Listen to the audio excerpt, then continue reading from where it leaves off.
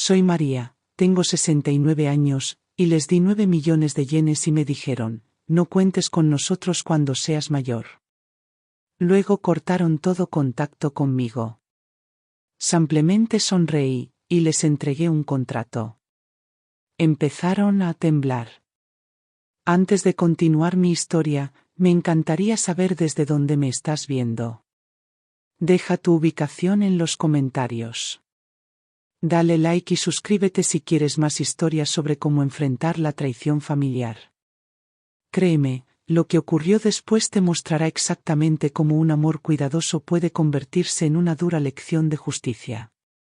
Pasé toda mi vida adulta trabajando en el departamento administrativo de la empresa, donde manejé operaciones legales y asuntos de personal con una dedicación inquebrantable hasta que me jubilé a los 65 años con un paquete de beneficios completo y una pensión modesta para acompañarme en la última etapa de mi vida, aunque en silencio había apartado otro fondo con la esperanza de que mi hijo Diego y su esposa Lucía lo usaran para construir un hogar y una familia que pudiera ver crecer. Después de que Diego se casó con Lucía, los felicité cubriendo todo el costo de la boda, una suma de casi 2 millones de yenes, sin dudarlo, y cuando mencionaron sus planes de luna de miel al país B, ofrecí otro 1.000.000 de yenes como regalo, pensando que apoyar su felicidad era lo único que me importaba después de perder a mi esposo hace 15 años por una enfermedad breve y repentina que me dejó emocional y financieramente sola con un hijo adolescente. Cuando me dijeron que habían encontrado una casa de 2 pisos cerca de la escuela C pero les faltaban 9 millones de yenes para el pago inicial, ni siquiera lo pensé. Transferí la suma total de mis ahorros de jubilación a la mañana siguiente y recibí un cálido y fuerte abrazo de Lucía y un apretón de manos de Diego, quien dijo, «Mamá, nunca olvidaré esto».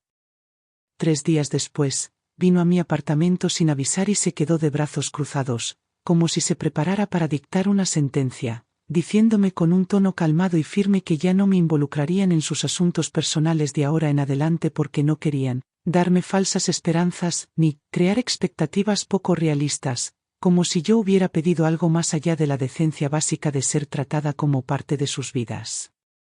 Sin la menor expresión de remordimiento, Diego me dijo que sería mejor que me mantuviera al margen a partir de ahora, porque según él, estamos tratando de poner límites. Lo que aparentemente incluía no volver a hablarme a menos que necesitaran que firmara algún papel o les hiciera algún favor.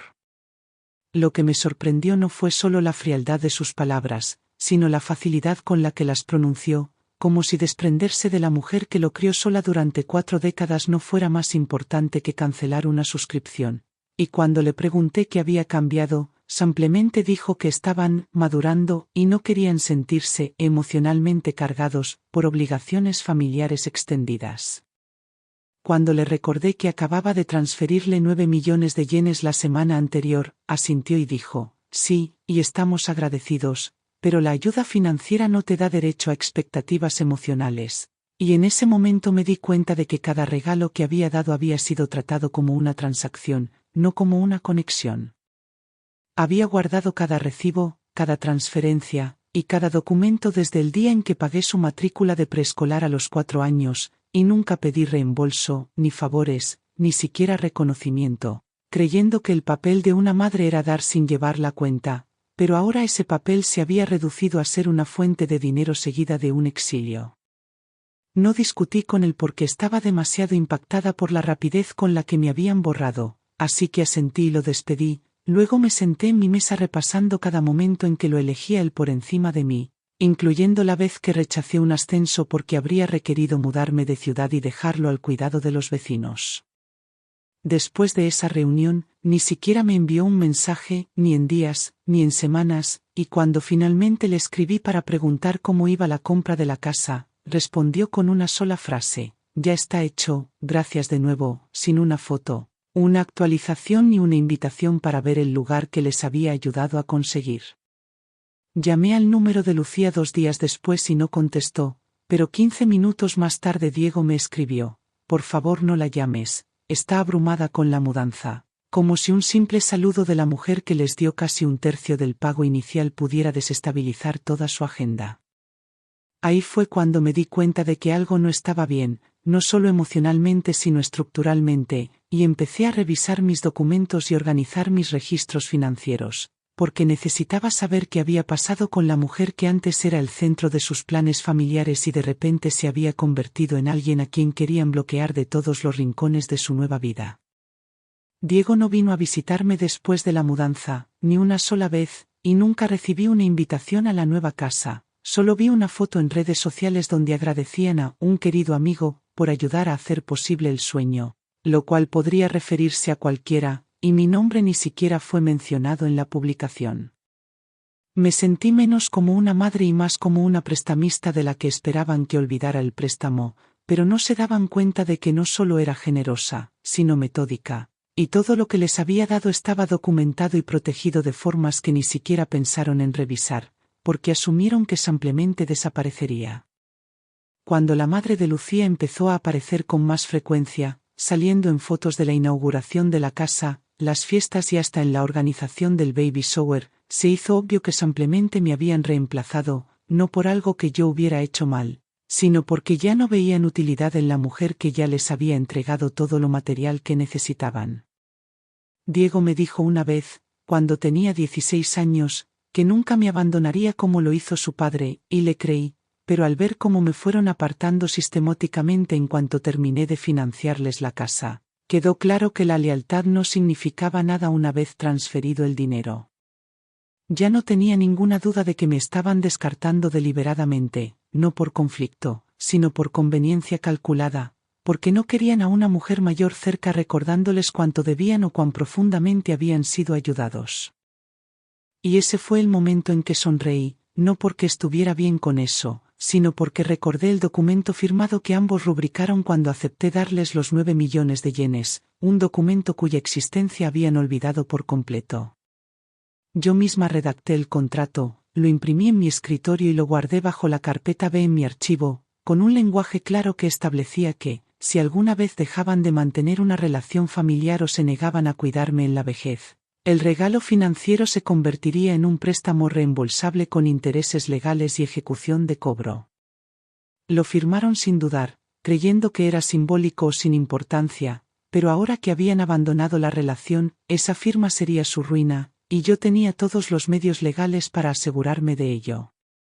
Esperé exactamente 6 días después de ser borrada de sus vidas antes de ir a su casa sin invitación, no para confrontarlos sino para llevar un regalo de cumpleaños a mi nieta que acababa de cumplir 3 años, porque sin importar cómo me trataran, seguía creyendo que una niña merece el amor y la presencia de su abuela en su día especial, especialmente porque yo había comprado la casa de muñecas que Lucía mencionó una vez en una llamada telefónica meses atrás, antes de que todo cambiara.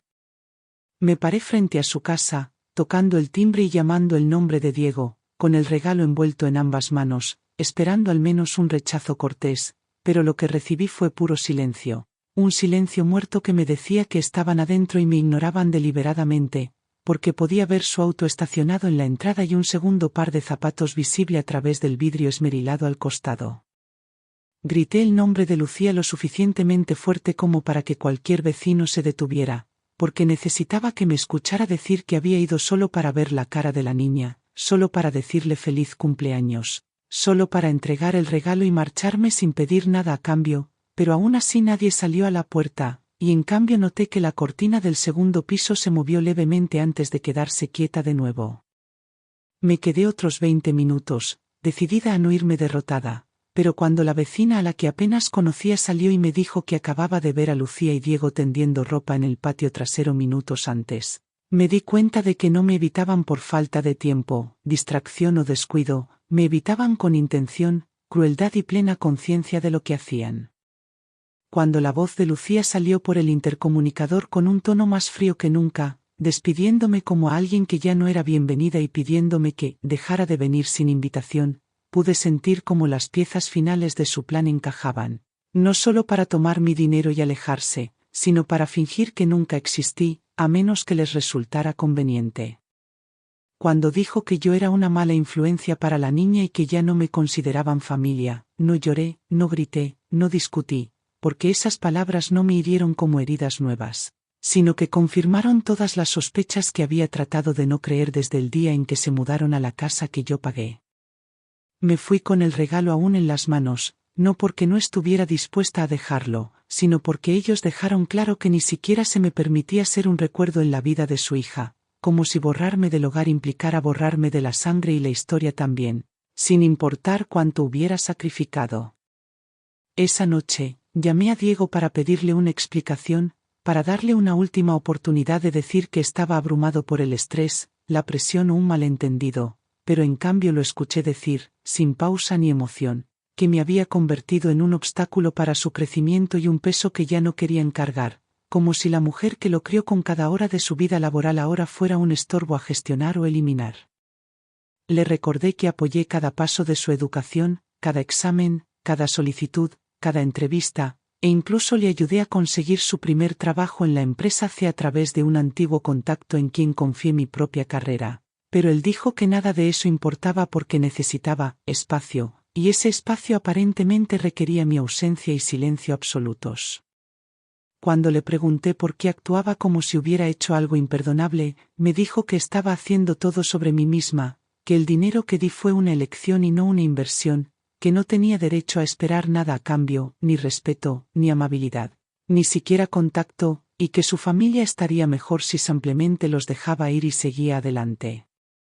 Lo que lo hizo peor fue escuchar a Lucía de fondo riéndose como si toda la conversación fuera una formalidad, como si mi angustia y confusión fueran una especie de espectáculo que ya habían ensayado y decidido que no tenía sentido, porque en sus mentes ya me habían eliminado de la historia. Me dijo, con palabras que nunca olvidaré, que el hecho de haberle dado a luz no significaba que yo tuviera derecho a una parte de su futuro, y que la sangre no me daba derecho a su atención, y que ser madre no me daba acceso de por vida a su casa, a su hijo, ni siquiera a su número de teléfono, y que si no podía respetar eso, no debía contactarlos en absoluto. Le pregunté si eso significaba que ahora éramos extraños, y lo confirmó sin dudar, diciendo que la relación ya había cumplido su propósito y que de ahora en adelante vivirían sus vidas sin interferencias, apoyo ni culpa, como si cortar los lazos emocionales con la mujer que los salvó de la pobreza fuera tan natural como renovar un contrato de alquiler. Sostuve el teléfono durante mucho tiempo después de que terminó la llamada, tratando de entender cómo un hijo al que crié sin ayuda, sin atajos y sin límites había llegado a verme no solo como desechable, sino como una molestia que debía ser bloqueada, ignorada y eventualmente borrada de todo registro público y privado. Cada comida que me salté para que él pudiera comer, cada fin de semana que trabajé horas extra para cubrir sus cuotas escolares, cada noche que me desvelé revisando sus ensayos universitarios o planeando su graduación, todo desapareció en un solo y despiadado veredicto que me declaró obsoleta en el momento en que dejé de ser útil.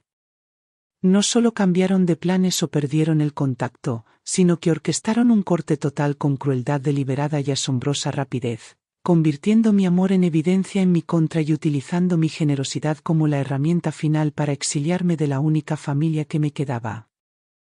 Esa noche no dormí, no por tristeza sino porque finalmente acepté que lo que enfrentaba no era decepción ni malentendido, sino traición calculada por parte de dos adultos que habían conseguido todo lo que querían y ahora eliminaban la fuente de sus obligaciones pasadas como una transacción completada y archivada. Lo habían ensayado, ejecutado y no dejaron cabos sueltos, salvo uno. Se olvidaron del contrato firmado que redacté el día que se hizo la transferencia, el que ambos rubricaron sin leer atentamente, suponiendo que era una formalidad, creyendo que solo era una anciana precavida aferrada a costumbres de su antiguo trabajo en la empresa A. Lo que no sabían era que incluí cláusulas específicas que ataban el dinero a una relación continua, no por paranoia sino por años de ver a personas abandonar a sus padres en cuanto el dinero cambiaba de manos, y establecí protecciones legales que se activaban en el momento en que ese abandono se volvía explícito. No lo leyeron, no lo recordaron y no sabían que lo había archivado bajo la carpeta E con un recibo firmado, una declaración de testigo de mi abogado y un registro notariado que lo hacía plenamente exigible e inmune a excusas de último minuto o reclamaciones falsas. Pensaron que no me quedaba nada. Se equivocaron. 3 días después de que me llamaran extraña y me dijeran que no regresara jamás, caminé hasta la oficina de mensajería más cercana y entregué la copia original del contrato de donación condicional, con ambas firmas, al abogado de Un antiguo colega de la empresa que ahora manejaba asuntos de ejecución civil y ya había revisado el documento cuando lo creé como precaución antes de transferir los fondos. Mientras ellos celebraban su recién adquirida independencia y disfrutaban el lujo de una casa que yo había financiado en gran parte, yo estaba sentada frente a un asesor legal explicando que mi hijo y mi nuera no solo habían cortado contacto, sino que me habían declarado una carga y una mala influencia, lo que según la cláusula 4 del contrato activaba el reembolso inmediato en su totalidad más intereses anuales desde la fecha del abandono. El abogado no tardó en confirmar que la evidencia era irrefutable y que el contrato cumplía todos los requisitos de la ley de propiedad, lo que significaba que podía enviar una demanda oficial con un preaviso de 30 días para el reembolso de los 9 millones de yenes completos más los intereses de penalización, lo que elevaba el total adeudado a poco más de 10,5 millones de yenes esa semana. Autoricé la presentación sin dudar, aportando todos los documentos de respaldo, transferencias bancarias, grabaciones de voz, declaraciones escritas y mensajes, porque siempre tuve el hábito de guardar registros, no por desconfianza sino porque aprendí por las malas en la empresa que la gente olvida las promesas en cuanto falta el papeleo. Para el lunes siguiente por la mañana, una carta de requerimiento con acuse de recibo fue enviada a su dirección registrada, requiriendo firma al recibirla, y supe que en el momento en que la abrieran, su cómoda ilusión de libertad e impunidad colapsaría bajo el peso de la responsabilidad legal que nunca previeron.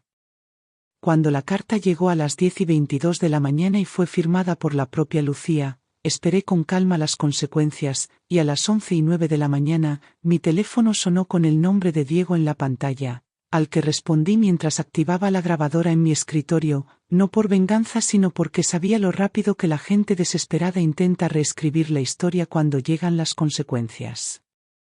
La voz de Diego temblaba mientras preguntaba qué significaba la carta y alegaba ignorancia de tal acuerdo, lo que solo demostraba cuánta poca atención había prestado al documento que firmó frente a mí mientras revisaba su teléfono y decía que confiaba en mí, y ahora esa confianza se había convertido en una negligencia ciega. Le recordé, con voz calmada y deliberada, que yo había cumplido mi promesa de financiar la compra de la casa, y que ahora era su turno de cumplir la condición que rompió en el momento en que me dijo que desapareciera y me negó el acceso a mi nieta, lo cual el contrato definía claramente como incumplimiento del deber de manutención familiar. Insistió en que nunca tuvo la intención de abandonarme y afirmó que lo que dijo fue producto de la ira a un malentendido, pero le informé que la ley no reconoce los arrebatos emocionales como defensa válida ante obligaciones contractuales firmadas, especialmente cuando el incumplimiento fue repetido, sostenido y corroborado por múltiples testigos y grabaciones de audio. Entonces escuché a Lucía tomar el teléfono, gritando que no tenían ese tipo de dinero y acusándome de haberlos atrapado, lo cual habría sido risible si no fuera tan descarado, porque nadie la obligó a fingir amabilidad o gratitud para acceder a mi fondo de jubilación y luego cerrarme la puerta una vez que el dinero se hizo efectivo. Alegó que yo intentaba arruinarles la vida y dijo que el contrato era injusto y unilateral, pero le recordé que lo firmó por su propia voluntad, que se benefició completamente de él y que su único deber era tratarme con el mismo respeto e inclusión que me prometieron repetidamente cuando necesitaban mi apoyo. Diego intentó intervenir, rogándome que reconsiderara, pidiéndome que pensara en la niña y en cómo esto afectaría su vida, pero le recordé que fue él quien decidió borrar a una abuela del mundo de esa niña y que no era mi deber legal protegerlos de las consecuencias de su propia crueldad. Me dijo que no podían devolver el dinero, que ya tenían dificultades con los pagos de la hipoteca, que el trabajo de Lucía estaba en peligro y que esto podía costarles todo, y le respondí confirmando que procedería con la ejecución judicial en 31 días si la deuda seguía impaga. Terminé la llamada sin más discusión, documentando toda la conversación como evidencia verbal, y envié un informe completo al abogado quien acusó recibo y me aseguró que prepararía toda la documentación necesaria para iniciar el embargo de bienes si el pago no se realizaba a tiempo. Durante las siguientes 4 semanas, recibí 5 llamadas adicionales, 3 correos electrónicos y 2 mensajes de familiares lejanos pidiéndome reconsiderar, diciendo que estaba siendo dura, que debía perdonar y olvidar porque los asuntos de familia no deberían resolverse en los tribunales, pero ninguno de ellos estuvo presente cuando me excluyeron de la vida de mi nieta o me trataron como una transacción que había expirado. Querían que mostrara misericordia mientras ignoraban los meses de silencio, el desprecio calculado y la crueldad deliberada que me habían infligido las mismas personas a las que dediqué mi vida, y se negaban a reconocer que solo actué después de agotar todas las vías posibles de reconciliación. Cuando el abogado presentó la solicitud formal ante el tribunal para el embargo de bienes y la retención de salario en el día 32, me informó que la cuenta bancaria de ellos tenía fondos insuficientes para cubrir la deuda y que procederíamos con una anotación de embargo sobre la casa y una solicitud para retener salarios del empleador de Lucía y de los ingresos a tiempo parcial de Diego. Una semana después, Diego volvió a llamar, su voz completamente diferente, rota, casi suplicante, pidiéndome que retirara la demanda y les permitiera conservar la casa porque no tenían a dónde ir y la hipoteca ya estaba cerca del impago. Pero le recordé con calma que el momento en que me declaró no deseada y me dijo que no volviera fue el momento en que perdió ese hogar. Dijo que nunca me perdonaría si lo perdían todo, que no podía creer que le hiciera esto a mi propio hijo, y le respondí que ya lo había hecho todo por mi hijo, y que ahora hacía algo por mí, por mi dignidad, por los años que desperdicié pensando que la lealtad era una garantía.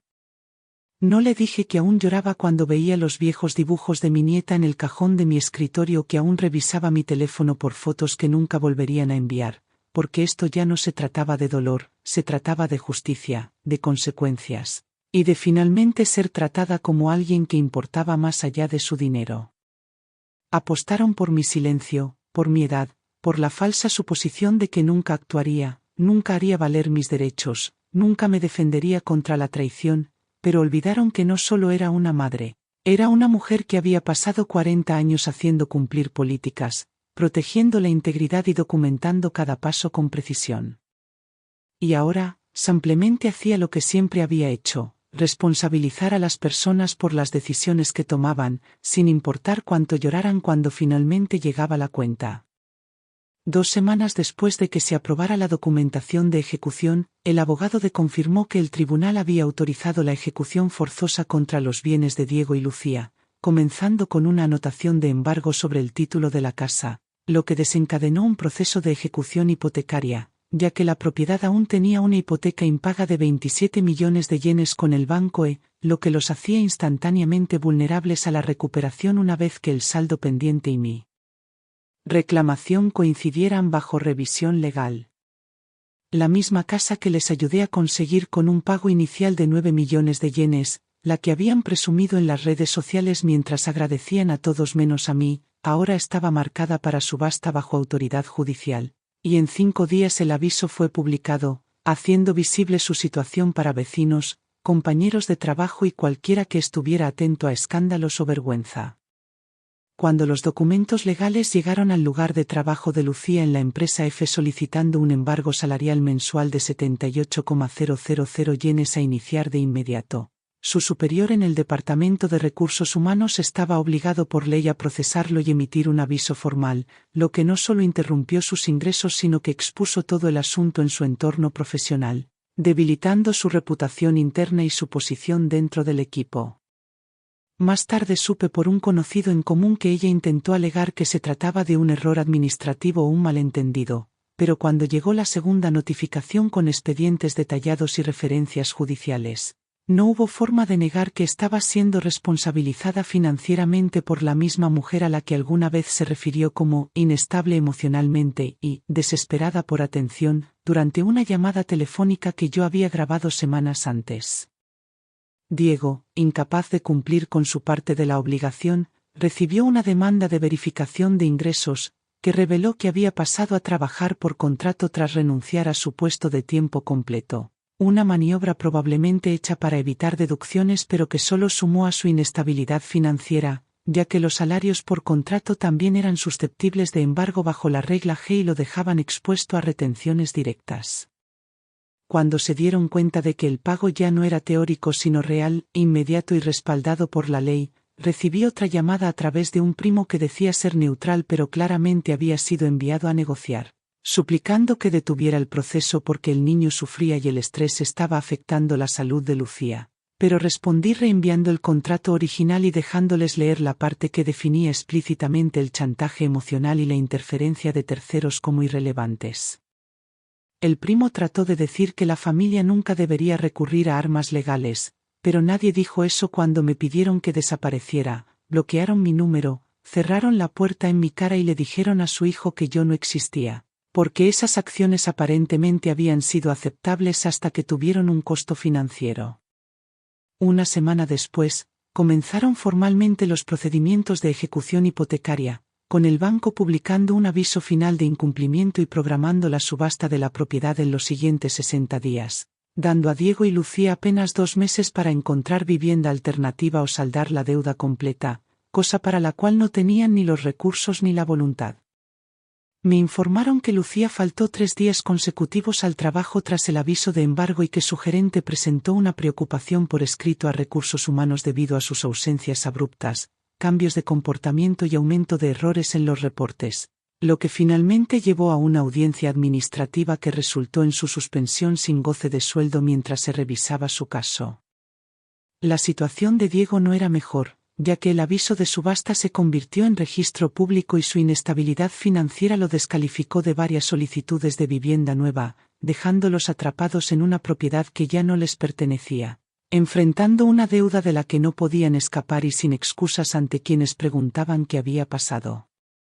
Su caída no fue repentina sino estructurada, construida sobre cada insulto, desprecio y traición que me lanzaron sin esperar consecuencias, y ahora cada una de esas decisiones regresaba con intereses, tal como decía el contrato.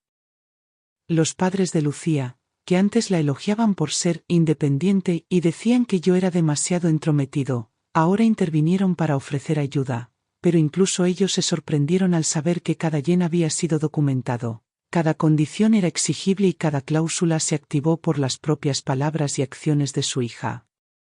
Cuando se publicó oficialmente la fecha de la subasta, el valor de mercado de la casa fue tasado en 32 millones de yenes, y con 27 millones aún debidos al banco y 10.5 millones a mí, quedaron con un saldo negativo, lo que significaba que no solo perderían la casa sino que saldrían con deudas pendientes y sin compensación.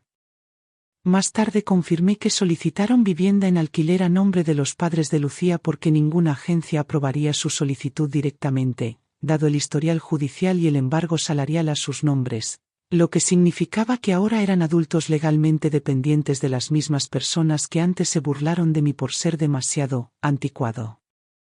Cuando la casa fue desocupada bajo supervisión judicial, solicité una inspección final de la propiedad, no por sentimentalismo sino por deber, para confirmar si alguno de los muebles o electrodomésticos comprados con mis fondos originales había sido retirado o dañado, y lo que encontré fue un espacio vaciado apresuradamente con daños menores, todo lo cual se sumó a la reclamación y aumentó la cantidad que me debían en 200,000 yenes adicionales.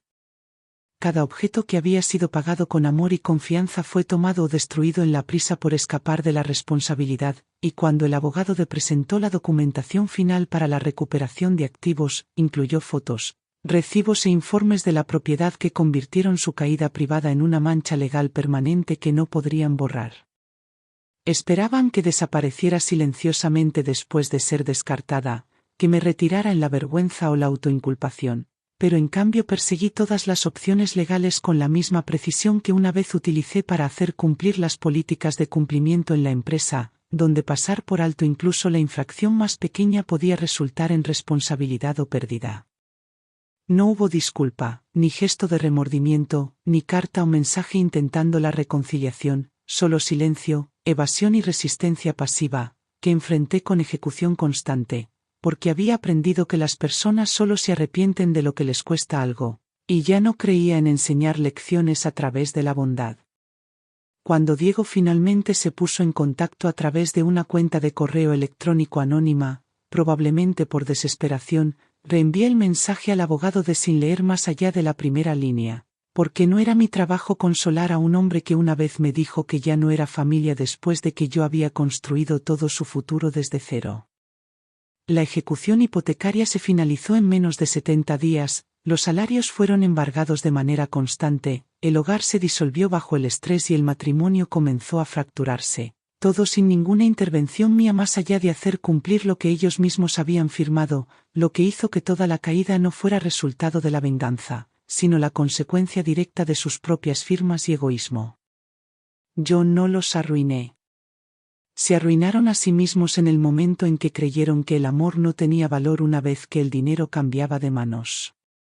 6 semanas después de la ejecución hipotecaria, recibí la confirmación final del abogado de que la propiedad se había vendido en subasta por 31,2 millones de yenes, que el banco reclamó de inmediato para cubrir la hipoteca pendiente, dejando a Diego y Lucía sin nada, ni siquiera el reembolso del depósito, y aún debiéndome el saldo completo con intereses porque mi derecho de retención era secundario al del banco y mi contrato establecía explícitamente que la obligación permanecía activa hasta ser pagada en efectivo. Ellos asumieron que la casa en sí era mi objetivo, que una vez que desapareciera, consideraría el asunto cerrado, pero no entendieron que mi búsqueda nunca fue por propiedad o orgullo, sino por deuda, traición y la fría precisión con la que descartaron a la mujer que financió toda su base esperando que ella desapareciera en silencio una vez que el dinero se hubiera gastado. 2 semanas después, Diego volvió a llamar desde un número no registrado, y aunque no contesté, dejó un mensaje de voz lleno de desesperación y amenazas veladas, culpándome de destruir sus vidas y afirmando que yo había cruzado una línea. Pero la línea se cruzó en el momento en que él se paró en mi sala y me dijo que ya no era familia, que no debía esperar visitas, contacto ni cuidado a cambio de 4 décadas de sacrificio. Reenvié el mensaje de voz al abogado quien lo incluyó en el paquete final de pruebas presentado al tribunal para bloquear futuras reclamaciones de coacción o manipulación emocional, porque había documentado cada paso con la misma diligencia que una vez apliqué a auditorías internas de cumplimiento que mantuvieron a la empresa protegida de demandas durante más de 15 años. Se procesaron 2 embargos más de salario antes de que el empleador de Lucía emitiera una revisión formal de empleo citando alteración financiera personal que afecta la fiabilidad profesional, y tras su renuncia forzada, solicitó beneficios parciales de desempleo, que se redujeron automáticamente debido a sus deudas civiles pendientes, limitando aún más su capacidad de contribuir al pago. Cuando el trabajo por contrato de Diego colapsó debido a horas inconsistentes y deducciones crecientes, según se informa, se mudó a un apartamento compartido en el distrito F, donde su alquiler fue parcialmente subsidiado por sus padres, quienes ahora comenzaron a llamarme directamente para suplicar por él, ignorando el hecho de que ni una sola vez durante la traición intervinieron para detener la crueldad dirigida hacia mí. Alegaron que el castigo había ido demasiado lejos, que ya había dejado claro mi punto, que los lazos familiares no debían reducirse a papeleo y tribunales, pero permanecieron en silencio cuando Diego cortó el contacto, cuando Lucía se burlaba de mi voz en los chats grupales, cuando pasó el cumpleaños de mi nieta sin una sola foto o mensaje de la niña que alguna vez cuidé cada fin de semana mientras ellos hacían mandados o asistían a fiestas.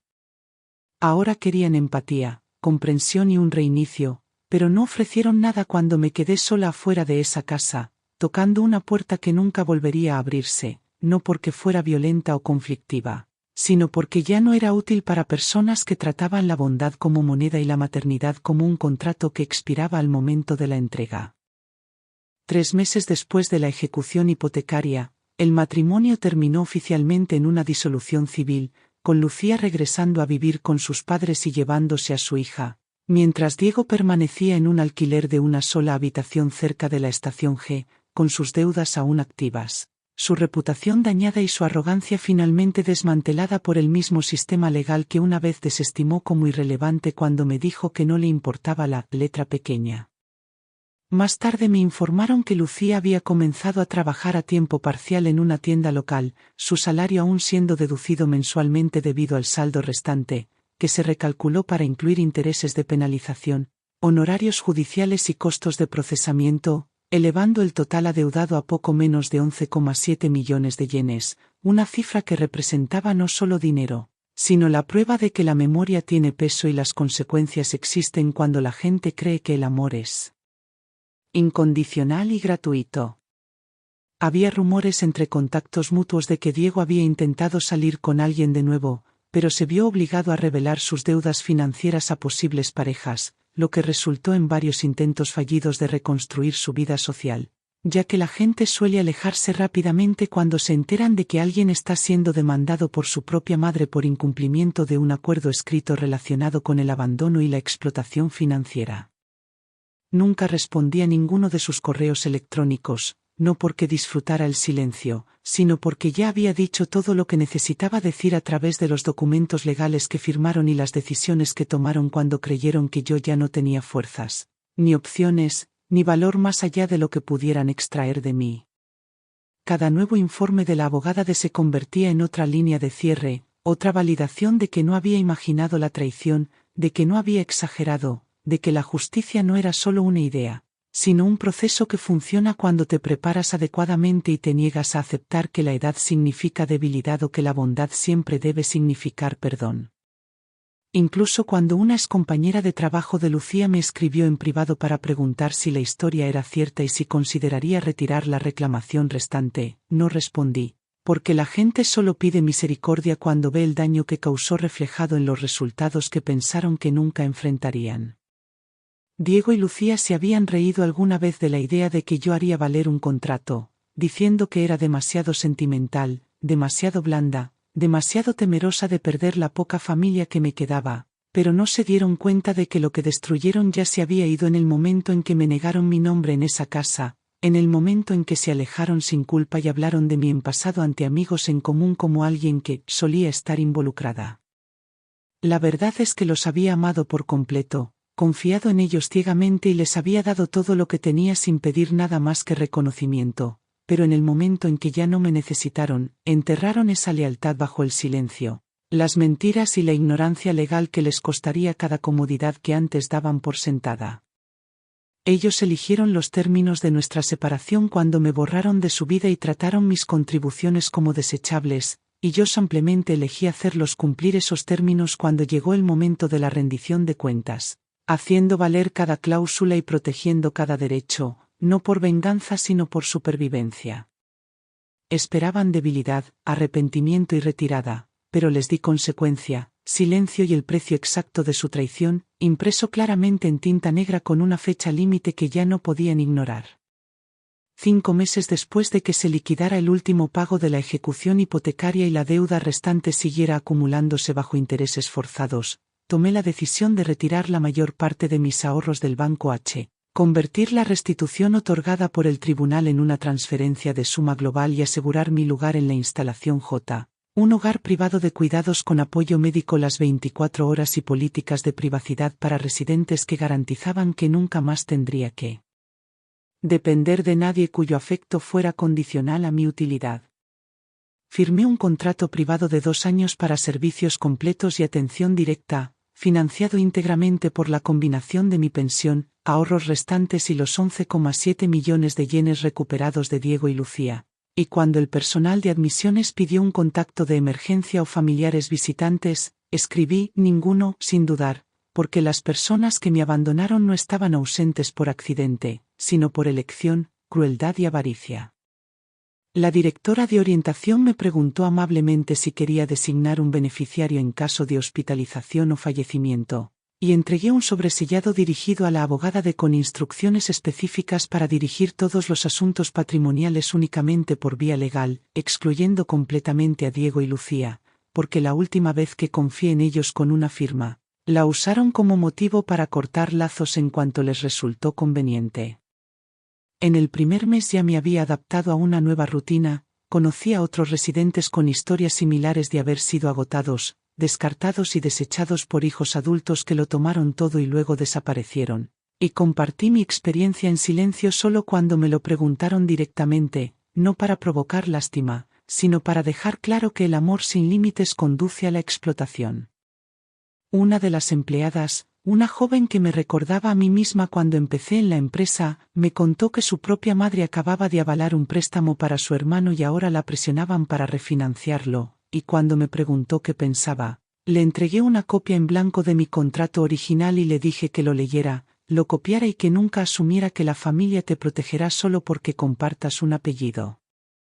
Con el paso de los meses, mi caso legal se convirtió en un punto de referencia para otros residentes que habían sido llevados a la ruina financiera por hijos que sonreían hasta que el cheque se cobraba y desaparecían en cuanto cuidar dejaba de ser conveniente. Y poco a poco, sin planearlo, me convertí en la persona a la que acudían cuando algo no les cuadraba, cuando una petición no sonaba bien o cuando alguien necesitaba preguntar, ¿esto te parece justo?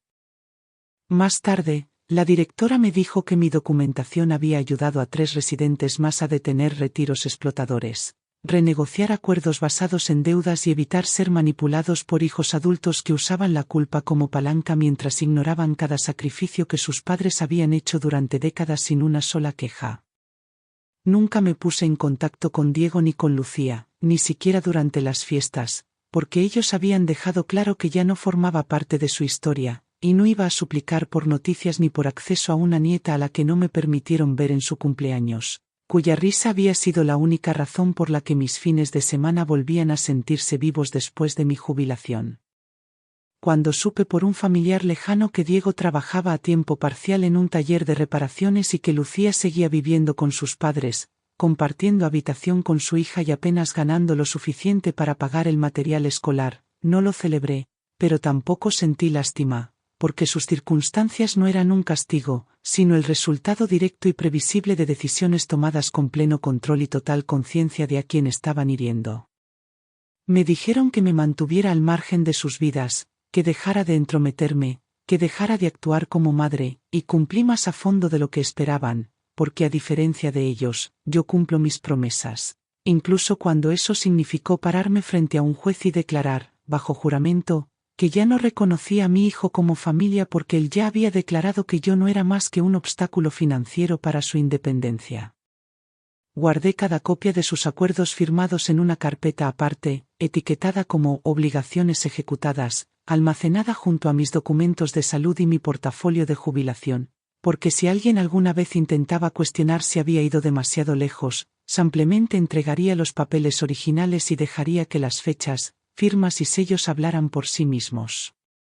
Nadie pregunta nunca por qué ocurrió la traición cuando la víctima es una madre, porque la sociedad espera que las madres lo perdonen todo y aguanten en silencio, pero yo aprendí, a través de la humillación, que el perdón sin condiciones solo fomenta las ofensas repetidas, y el silencio tras la traición no se interpreta como gracia, sino como debilidad lista para ser utilizada de nuevo.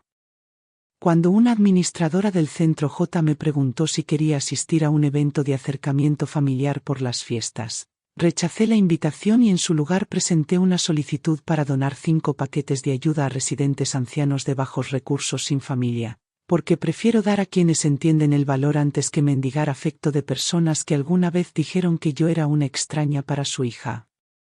En el 6º mes de vivir en el Centro J, autoricé una sesión mensual de charla con los nuevos residentes durante su admisión, donde cuento mi historia no con emoción sino con documentos, mostrándoles que los límites no son crueldad, los contratos no son fríos y que hacerlos cumplir no es una traición al amor, sino una defensa de la dignidad. Más tarde me dijeron que 2 residentes que escucharon mi historia decidieron retener transferencias de 6 cifras a familiares que antes los habían manipulado. Y ambos dijeron después que era la primera vez que sentían tener el control de su propia jubilación desde que se mudaron, porque finalmente entendieron que la edad no significa rendirse y que amar no significa dar hasta desaparecer.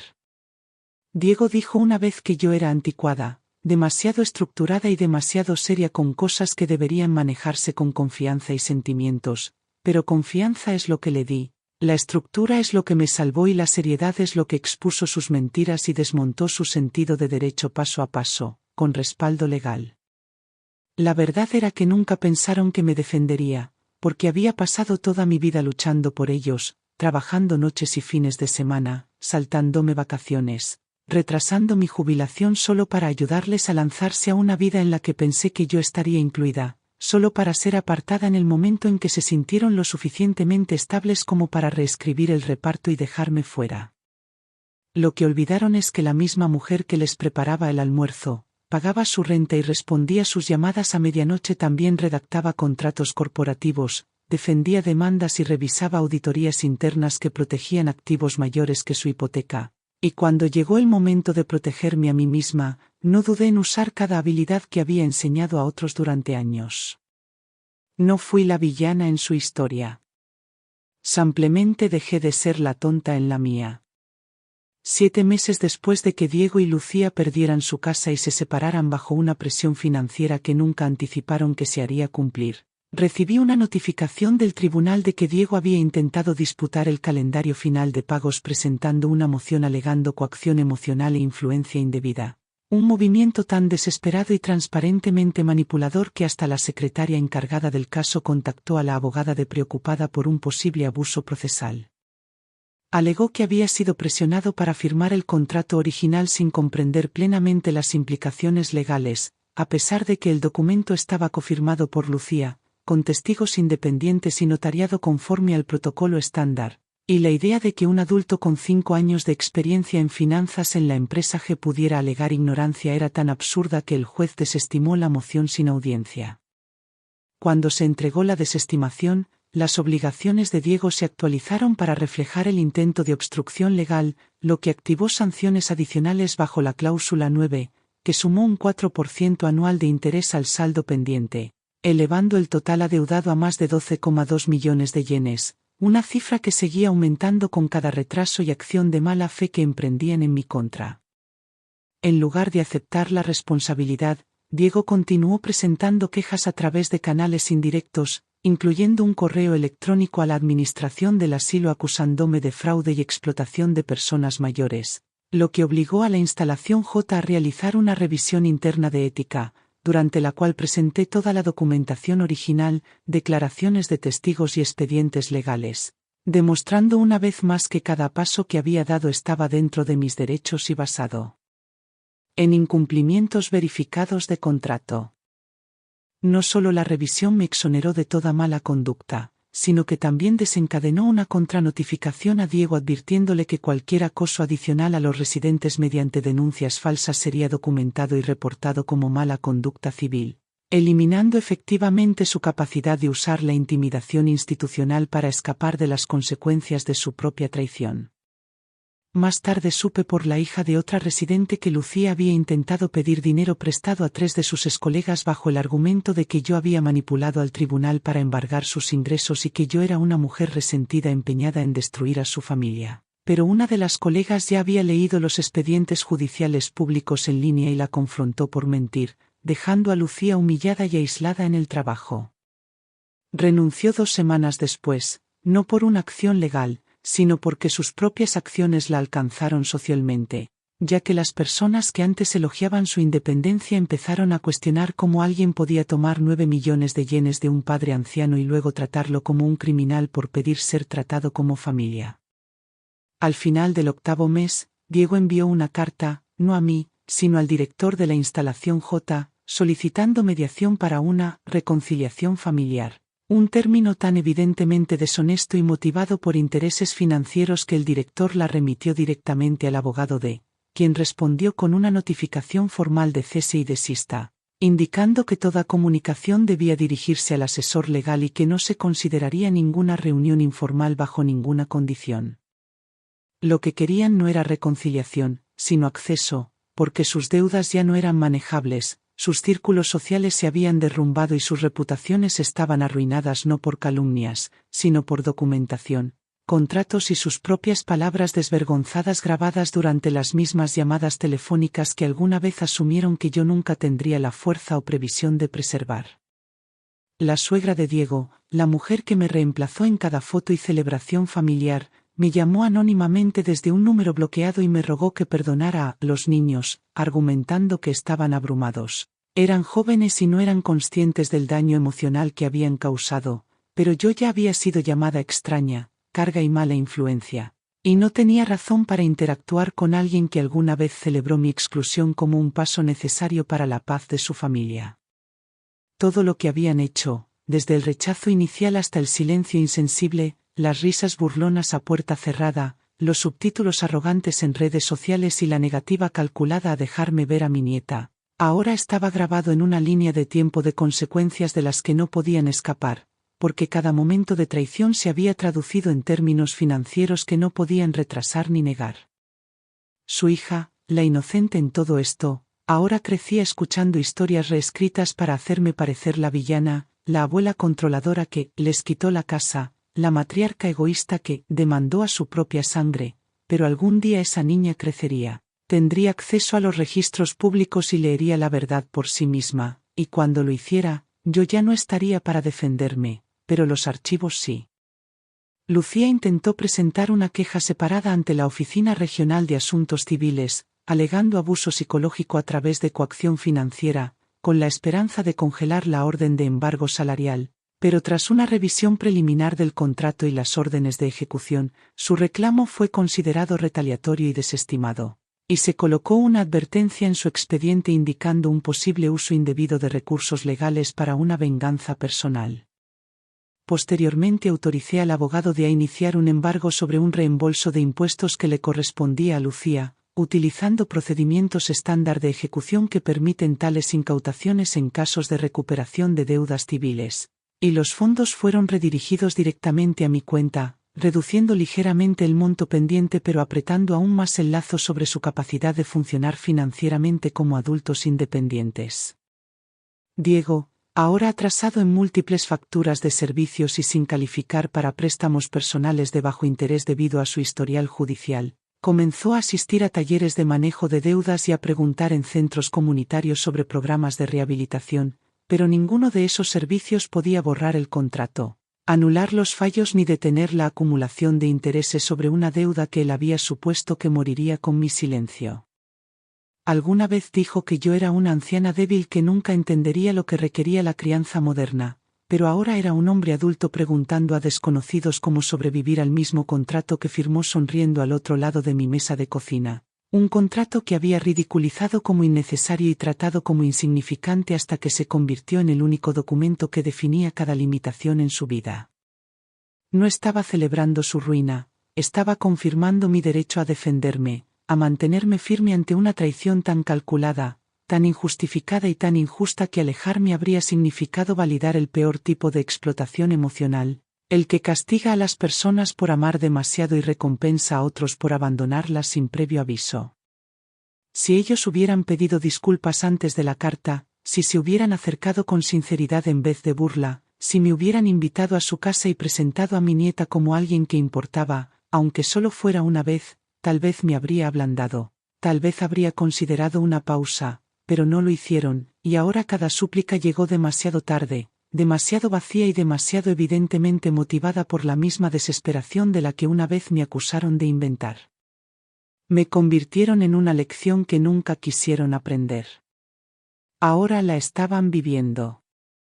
9 meses después de que hice cumplir el contrato que creían que había olvidado, recibí confirmación formal de la Agencia Nacional de Crédito de que tanto Diego como Lucía habían visto caer sus puntajes por debajo del umbral requerido para solicitudes de alquiler, aprobaciones de préstamos y empleos basados en crédito, lo que significaba que sus nombres se habían convertido en señales de alerta no solo en mis registros sino en todos los sistemas financieros que alguna vez usaron para navegar. La vida adulta sin consecuencias. Como siguieron demorando y fragmentando pagos parciales, el tribunal extendió la acumulación de intereses bajo la cláusula 11 de la Orden Civil de Ejecución, que se implementó como penalización por no cooperar, lo que significaba que cada mes que demoraban, discutían o apelaban sin acuerdo hacía que el saldo total creciera más allá de cualquier recuperación. Aunque alegaron ante amigos que yo estaba siendo excesiva y despiadada, nunca mostraron remordimiento. Nunca devolvieron un solo yen voluntariamente, ni pidieron reunirse cara a cara con una disculpa sincera, y en cambio dedicaron toda su energía restante a buscar vacíos legales, ocultar bienes y fingir que el contrato era algo que podían borrar emocionalmente. El empleador más reciente de Diego terminó su contrato tras recibir una orden de embargo de un tercero y confirmar su historial de litigios civiles, lo que según la política interna de la empresa lo descalificaba para cualquier puesto que implicara responsabilidad fiscal o integridad de datos, y esto marcó la tercera relación profesional que perdió debido a una deuda que creó con su propia firma. Lucía, ahora trabajando informalmente en el pequeño negocio local de su padre, intentó evitar el embargo solicitando pagos en efectivo, pero cuando esto fue detectado durante una auditoría financiera relacionada con sus beneficios laborales anteriores, la Oficina de Impuestos notificó al abogado de, quien luego presentó una solicitud actualizada de embargo para interceptar cualquier reembolso, subsidio o bonificación a su nombre, apretando aún más el cerco sobre cada posible fuente de recuperación. Ya no podían solicitar vivienda sin usar a un tercero como garante. Ya no podían alquilar nada a su nombre y ya no podían fingir ser adultos independientes mientras simultáneamente culpaban al padre al que traicionaron por hacerlos responsables después de haber sido desechada como un electrodoméstico viejo. Llegaron varios mensajes a través de la familia extendida, la mayoría llenos de justificaciones vagas, apelaciones emocionales y acusaciones de que yo había empeorado las cosas, luchando en vez de dejarlo ir. Pero ninguna de esas personas estuvo allí cuando Diego me llamó una carga, ninguna estaba en mi pasillo cuando me dijeron que no me acercara a su hija, y ninguna habló cuando me dejaron afuera de su puerta en un cumpleaños con un regalo en la mano y silencio como respuesta. Cuando una prima se atrevió a decirme que, en algún momento, basta es basta, le pregunté si alguna vez le habían pedido desaparecer después de darlo todo, y cuando no tuvo respuesta, supe que solo era otra espectadora que creía que las mujeres mayores debían tragarse la vergüenza mientras los demás seguían cómodamente con su vida. Esto nunca fue por dinero, esto fue por el momento en que decidieron que mi valor terminaba con una transferencia bancaria y que todo lo que hice durante 4 décadas de trabajo no remunerado, apoyo emocional y lealtad total podía ser descartado sin consecuencias una vez que sus llaves estaban en su nueva puerta. No solo me traicionaron, me explotaron y se aseguraron de que entendiera que mi amor era condicional, mi presencia no deseada y toda mi historia con ellos desechable en el instante en que dejaron de necesitar lo que yo proporcionaba. El hecho de que ahora vivieran en ruinas financieras creadas por ellos mismos no significaba que yo había ganado. Significaba que finalmente se vieron obligados a vivir con un nivel de responsabilidad que me negaron el derecho a exigir cuando cerraron esa puerta en mi cara y le dijeron a su hija que yo no importaba. Su matrimonio terminó en reproches porque ninguno de los dos pudo admitir que lo que los destruyó no fue mi exigencia, sino su suposición de que yo nunca tendría el valor de actuar, que mi edad significaba debilidad y que la maternidad siempre significaría perdón, sin importar la humillación.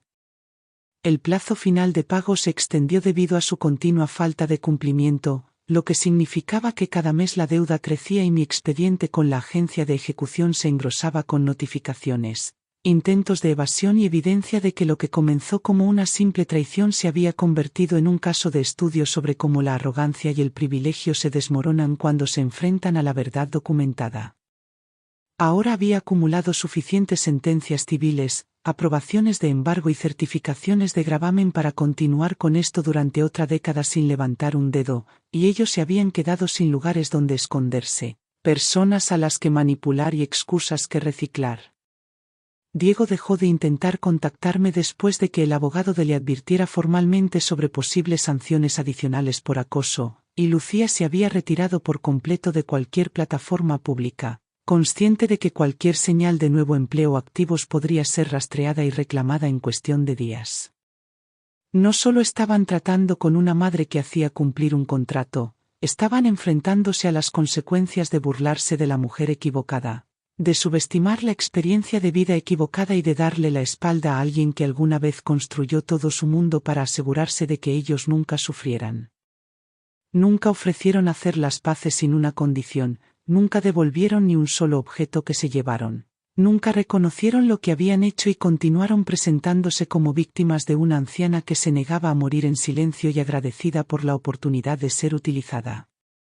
No les debía reconciliación, no les debía un cierre, y no les debía la actuación del perdón que la sociedad exige de las mujeres a quienes se les enseña que el amor siempre debe venir acompañado de la autoaniquilación y que la justicia nunca debe ser más ruidosa que la traición que la causó.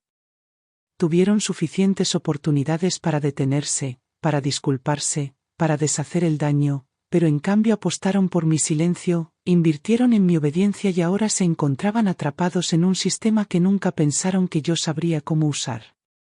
Cada pago perdido, cada embargo, cada préstamo denegado, cada verificación de antecedentes marcada y cada futuro perdido fue resultado de una sola decisión: el momento en que me dijeron que ya no era familia. Esa frase les costó la vida tal como la conocían, y yo nunca tuve que alzar la voz.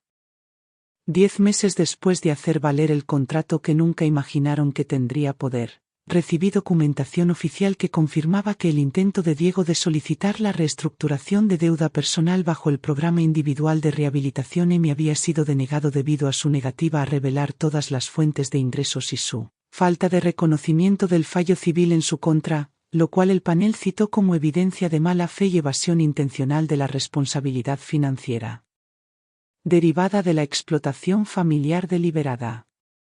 Esta denegación significaba que Diego ahora estaba legalmente obligado a pagar el monto total de la deuda sin protección judicial, exponiéndolo a embargos salariales en el futuro previsible y eliminando cualquier barrera legal que de otro modo habría encontrado para recuperar cada yen restante adeudado bajo los términos que él violó con arrogancia y la certeza de que yo nunca tomaría represalias. La denegación también activó una revisión inmediata de elegibilidad por parte de la Oficina de Cobro de Deudas N, que ahora marcó sus registros para monitoreo continuo, lo que significaba que cualquier trabajo temporal que consiguiera, cualquier reembolso gubernamental que recibiera o cualquier contribución a pensión que hiciera sería rastreado y parcialmente retenido hasta que la deuda se resolviera por completo, incluidos todos los intereses aplicables y los costos judiciales. Mientras tanto, Lucía había sido notificada de que su nombre aparecía en una lista de garantes cooperativos vinculada al contrato original de vivienda de Diego, lo que la hacía responsable de los cargos atrasados relacionados con pagos perdidos y daños durante el proceso de ejecución hipotecaria, un detalle del que afirmaba no estar al tanto hasta que recibió una notificación de responsabilidad por un total de 400,000 yenes, lo que agravó aún más su colapso financiero y reveló cuán profundamente su propia mentira la había enterrado. Intentó impugnar la responsabilidad por escrito presentando una declaración de que Diego había falsificado su consentimiento, pero la caligrafía y las marcas de tiempo coincidían con todos sus documentos anteriores, y una vez que el perito forense del tribunal verificó la autenticidad, su objeción fue rechazada y añadida al expediente como otro ejemplo de conducta fraudulenta. Los padres de Diego, que habían permanecido en silencio durante todo el proceso, finalmente se pusieron en contacto, no para disculparse o preguntar qué había sucedido, sino para acusarme de arrastrar el apellido familiar por el barro y avergonzar públicamente a un joven, problemático, en vez de protegerlo como debería hacerlo una verdadera madre, convenientemente olvidando que la única persona que alguna vez protegió a Diego fue la misma a la que él descartó en cuanto su dinero se hizo efectivo. Rogaron por paz y dignidad, pero ¿dónde estaba esa dignidad cuando me pidieron desaparecer, cuando mi existencia fue tratada como una molestia y cuando le dijeron a mi nieta que yo ya no era parte de la familia, no porque hubiera fallado, sino porque había cumplido con todas las obligaciones financieras y por lo tanto ya no era útil? Rechacé sus súplicas sin respuesta, reenviando su mensaje directamente al abogado con una solicitud para archivarlo como evidencia de presión e intimidación, lo cual era necesario porque las personas que te abandonan a menudo regresan no para hacer las paces, sino para contener el daño que su traición causó una vez que comienza a afectarlos personalmente. Poco después, me notificaron que la familia de Lucía había intentado recaudar fondos a través de una campaña privada de donaciones en línea, alegando que ella era víctima de abuso financiero hacia una persona mayor, pero una vez que su historia llegó a dos de mis excompañeros de trabajo que habían visto los documentos judiciales de primera mano, la publicación fue reportada discretamente, eliminada y archivada como información falsa destinada a defraudar a los contribuyentes. No solo cerraron su campaña, sino que la plataforma anfitriona emitió una alerta interna para marcar cualquier intento futuro vinculado a su nombre, cortando efectivamente otro camino que esperaban que les diera acceso a la libertad financiada por la simpatía de una deuda que se habían ganado a través de la crueldad. Más tarde me enteré por un enlace comunitario que Diego había tomado un trabajo secundario bajo la identidad de otra persona para evitar el embargo de salario, pero una vez que su verdadero nombre fue marcado en la Base Nacional de Datos del Seguro Social, fue nuevamente descubierto y se le imputó una infracción de cumplimiento que no solo sumó una multa gubernamental a su nombre, sino que también redujo cualquier subsidio futuro al que podría haber calificado como trabajador autónomo. Ahora él no solo me debía a mí, sino al propio sistema. Un hombre que antes rebosaba de orgullo ahora se ahogaba en rastros de papel que probaban cada atajo que tomó y cada mentira que contó después de declararme irrelevante para su futuro. Lucía, incapaz de mantener un empleo estable bajo su propio nombre, finalmente regresó a trabajar por horas en un pequeño negocio de su primo, donde le pagaban en sobres de efectivo irregulares que aún no eran suficientes para protegerla del equipo de cobro de deudas asignado a monitorear a los evasores conocidos, haciendo de cada transacción un riesgo de embargo. Todas las personas que alguna vez los felicitaron por su nueva casa, todos los amigos que posaron en fotos tomadas con el champán que yo pagué, todos los familiares que asentían mientras me apartaban del círculo familiar, todos desaparecieron en el momento en que la casa fue vendida, el matrimonio colapsó y la verdad salió a la luz en documentos judiciales, declaraciones y archivos gubernamentales que no pudieron editar ni borrar. Nunca hablé públicamente sobre lo que hicieron, nunca los expuse en redes sociales ni intenté arruinar sus nombres en conversaciones casuales, porque el sistema legal era suficiente para mí, y el silencioso desplome de su ruina era más honesto que cualquier acto de venganza que yo hubiera podido realizar. Su hija, ahora matriculada en una escuela local cerca de la casa de los padres de Lucía, ya no tenía permitido mencionar mi nombre en el hogar, un hecho que supe por un conocido mutuo que asistió a una fiesta de cumpleaños donde ella preguntó por qué su abuela nunca la visitaba, solo para que le respondieran que es complicado, porque la verdad revelaría cómo su madre y su padre destruyeron una relación que alguna vez le dio el futuro que ahora luchaban por mantener. Sabía que un día ella buscaría mi nombre, se toparía con los registros, los fallos, los archivos y la cronología que no solo detallaban lo que hice, sino por qué lo hice, y cuando lo hiciera, no encontraría a una mujer enfadada buscando venganza, encontraría a una madre que una vez amó sin límites y fue descartada en el momento en que dejó de ser útil. Diego y Lucía no solo tomaron mi dinero, me borraron con intención, se burlaron de mí con convicción y me descartaron sabiendo perfectamente que dejaban atrás a la persona que hizo posible su libertad, y ahora esa libertad se había convertido en una prisión construida por sus propias manos. Su caída no fue causada por una demanda o una firma, fue causada por la creencia de que podían definirme fuera de la existencia y marcharse impunes, una creencia que ahora lo seguía en cada consulta de crédito, cada entrevista de trabajo, cada solicitud de préstamo y cada recordatorio de que el pasado nunca olvida lo que la traición intentó enterrar. 11 meses después de que hice cumplir el contrato que creían que moriría con mi silencio, recibí la documentación final del abogado confirmando que Diego y Lucía estaban oficialmente registrados en el listado de morosos del ministerio, una base de datos compartida con instituciones financieras y agencias gubernamentales que garantizaba que su acceso a préstamos, apoyo habitacional, devoluciones de impuestos e incluso ciertas solicitudes de empleo quedaría suspendido indefinidamente hasta que la sentencia civil en su contra fuera satisfecha en su totalidad. Agotaron todas las apelaciones, ignoraron cada oportunidad de resolver el asunto con dignidad, utilizaron cada relación posible para convertir la culpa en ventaja y fabricaron relatos falsos que se derrumbaron ante un escrutinio básico, pero nunca reconocieron la traición, nunca se disculparon por la crueldad y nunca devolvieron ni siquiera una parte de lo que tomaron sin vergüenza.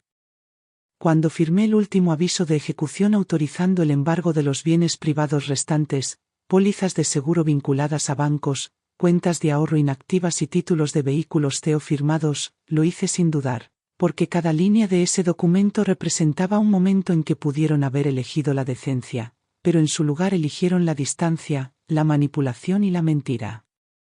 Diego, antes orgulloso del trabajo que le ayudé a conseguir a través de un amigo en la empresa, ahora rogaba por turnos horarios en una agencia de colocación especializada en trabajadores marcados por morosidad crediticia, y su solicitud fue rechazada repetidamente porque cada empleador que hacía una verificación básica encontraba la sentencia judicial a su nombre y lo marcaba como un riesgo. Lucía, que antes presumía de la independencia que ella y Diego habían ganado, ahora dependía completamente de sus padres para vivienda, transporte, cuidado de su hija y gastos básicos, sin banco dispuesto a abrir una cuenta a su nombre, sin empresa dispuesta a emplearla en ningún puesto que requiriera confianza financiera y sin nadie en su red dispuesto a firmar nada después de conocer el alcance total de su responsabilidad legal.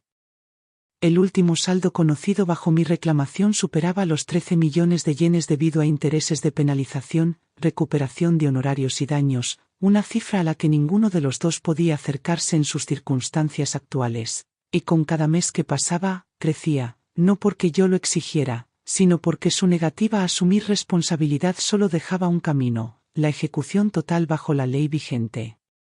Intentaron todo para escapar, presentando denuncias falsas, creando cuentas anónimas, buscando intermediarios comprensivos, pero no tenían defensa, ni pruebas, ni verdad de su lado, porque yo me había preparado para esto mucho antes de que ellos siquiera comprendieran cómo se ve la traición cuando se mide en yenes, tiempo y confianza perdida.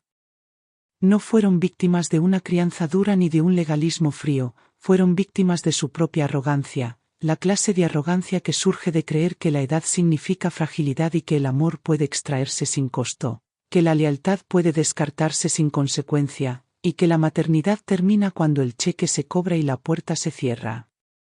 Les di todas las oportunidades para tratarme como persona y no como banco, todas las oportunidades para hablar con honestidad, para alejarse del abismo, para devolver lo que habían tomado, no en dinero, sino en respeto, y eligieron en cambio convertir el silencio en un arma, normalizar la distancia y fingir que la mujer que los crió, alimentó, financió y defendió nunca había sido real. Así que cuando me senté frente al último administrador en la instalación J para actualizar mis registros patrimoniales, no nombré a ningún familiar como beneficiario. Designé que todos los activos restantes se dividieran entre fondos de prevención del abuso a personas mayores e iniciativas de vivienda para madres solteras, y firmé los documentos sabiendo que mi legado no sería una segunda oportunidad para quienes me borraron, sino una primera defensa para quienes necesitaban a alguien que hablara por ellos antes de que fuera demasiado tarde. Tomé esa decisión no por amargura, sino por claridad, porque aprendí que los límites no son traición, que hacerlos cumplir no es crueldad, y que la justicia no necesita gritar, solo necesita ser escrita, firmada y entregada a la vista de quienes creían que nunca llegaría. Ningún hijo debería crecer pensando que el amor de sus padres es un contrato, pero ningún padre debería verse obligado a aprender que la gratitud de su hijo es una mentira disfrazada de modales y entregada con una sonrisa falsa en el momento en que el dinero cambia de manos y los roles se redefinen por el egoísmo y el oportunismo.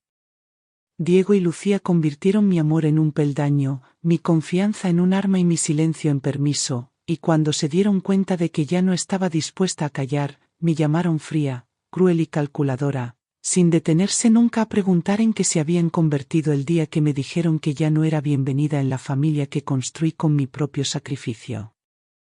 Hay quienes dirán que debí haberlos perdonado, que debí dejarlo pasar, que debí tragarme el dolor en favor de la paz. Pero ninguna de esas personas estuvo en mi pasillo el día que toqué la puerta por el cumpleaños de mi nieta y solo escuché silencio de la familia que antes suplicaba por mi ayuda y luego actuó como si nunca hubiera existido una vez que la obtuvieron.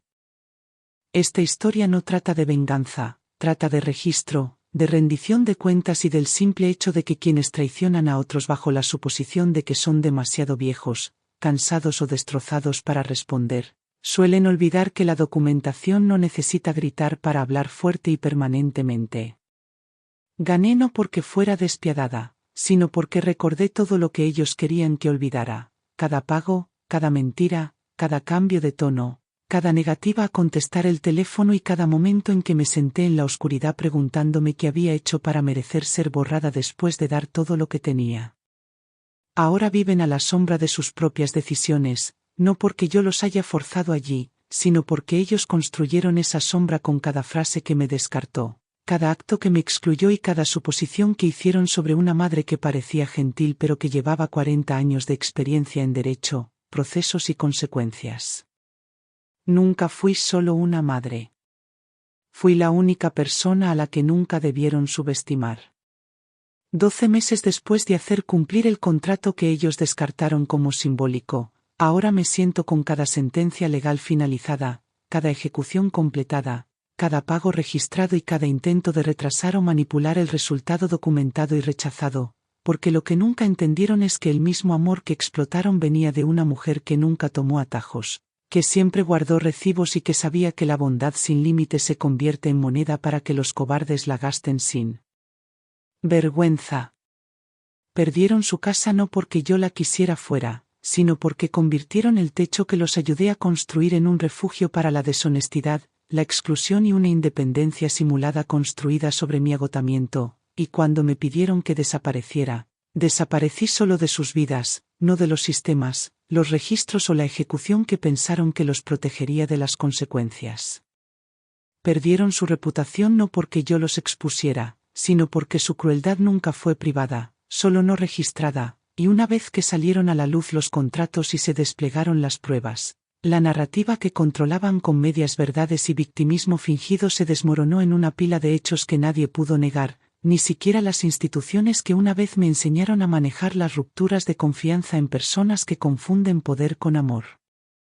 Perdieron su matrimonio no porque yo interviniera, sino porque la traición nunca se queda confinada a una sola persona, se esparce, infecta y consume a cualquiera que piense que el silencio es victoria y la explotación es estrategia. Y cuando llegaron los avisos del banco, se programó la subasta, comenzaron los embargos y el tribunal se negó a concederles otra prórroga, lo único que quedó fue el eco de su error original, creer que un padre que da sin pausa puede ser descartado sin consecuencia.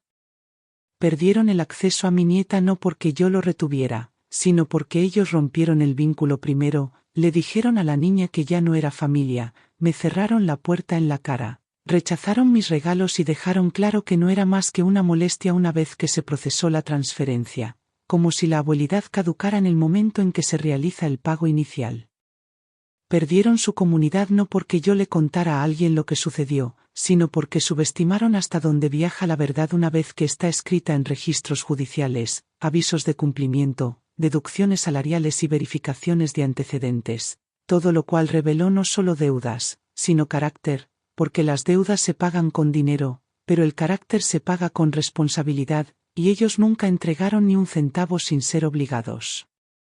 Perdieron mi herencia no porque buscara venganza, sino porque decidí que la próxima mujer en mi posición, la próxima madre sentada fuera de la casa de su hijo después de ser borrada, merece saber que la preparación no es paranoia, que los contratos no son crueles, y que no tienes que desangrarte en silencio solo para ser vista como amorosa. Perdieron el derecho a decir que yo era familia no porque los rechazara, sino porque me nombraron extraña, me declararon un inconveniente, me borraron de su lenguaje y de sus vidas, y solo volvieron a buscarme cuando la deuda era demasiado grande. La casa ya no estaba, y las consecuencias se habían vuelto lo suficientemente reales como para temerlas. Perdieron la red de seguridad de las excusas no porque yo fuera implacable, sino porque nunca mentí sobre lo que hicieron, nunca exageré sus acciones, y nunca añadí un solo detalle más allá de lo que ellos mismos dijeron. Firmaron o escribieron durante los días en que creyeron que yo no tenía voluntad, ni plan, ni fundamento legal. Perdieron su paz no porque yo la quitara, sino porque la construyeron con ladrillos prestados, gratitud robada y reconciliación falsa, y luego esperaron que yo me quedara en silencio mientras me eliminaban de la narrativa como una suscripción cancelada que esperaban que dejara de facturar si la ignoraban el tiempo suficiente. Y yo, después de 12 meses de incredulidad, dolor, trámites legales y una negativa silenciosa a desaparecer, ahora he asegurado una nueva vida financiada por el dinero que gané, protegida por los derechos que preservé y rodeada de personas que entienden que la traición no se sana fingiendo que no ocurrió, sino asegurando que nunca vuelva a suceder. No celebro su sufrimiento, porque el sufrimiento es un síntoma, lo que reconozco es que la justicia no es cruel cuando se retrasa, solo es paciente, y que el silencio no es debilidad cuando es planeado, solo es estrategia, y que el amor no es incondicional cuando se convierte en un arma, solo es una puerta de entrada al abuso. Pensaron que iba a suplicar. Pensaron que iba a llorar. Pensaron que iba a olvidar.